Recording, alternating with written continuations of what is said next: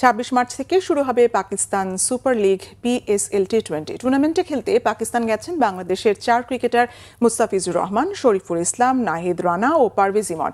রিশাদ হোসেন ও তানজিদ হাসান তামিমও এবার খেলবেন PSL-এ। তবে তারা যাবেন 2 দিন পর। PSL-এ এবার নিলামের আগেই সরাসরি চুক্তিতে লাহোর কালান্দার্স দলে নিয়েছে পেসার মুস্তাফিজকে। এরপর নিলামে দল পেয়েছেন রিশাদ, নাহিদ রানা ও পারভেজ ইমন। শরীফুল এবং তানজিদ তামিম পরবর্তীতে পেশোয়ার জলমি ফ্র্যাঞ্চাইজিতে চুক্তিবদ্ধ হয়েছেন। নাহিদ রানাও খেলবেন পেশোয়ার জলমিতে।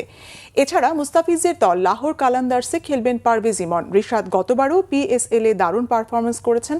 এবার লাহোর ছেড়ে রাওয়ালপিন্ডিজ ফ্র্যাঞ্চাইজিতে খেলবেন। মধ্যপ্রাচ্য ও আফগানিস্তানের সঙ্গে যুদ্ধের কারণে পাকিস্তান সরকারের ব্যয় সংকোচন নীতি এবং ক্রিকেটারদের নিরাপত্তাজনিত কারণে এবার দর্শক শূন্য স্টেডিয়ামে হবে খেলা।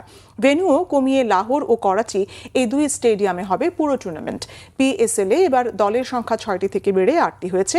নতুন দল হিসেবে টুর্নামেন্টে খেলছে হায়দরাবাদ কিংসম্যান এবং রাওয়ালপিন্ডিজ। প্রথম পর্বে রাউন্ড রবিং লিগ পদ্ধতির এই টুর্নামেন্টে মোট ম্যাচ হবে 44টি। ফাইনাল হবে 3 মে। বাংলাদেশের 6 ক্রিকেটার আগামী 12 এপ্রিল পর্যন্ত PSL খেলার জন্য বিসিবির অনাপত্তিপত্র পেয়েছে। নিউজিল্যান্ড সিরিজের অনুশীলনে যোগ দিতে 13 এপ্রিল দেশে ফিরতে হবে তাদের।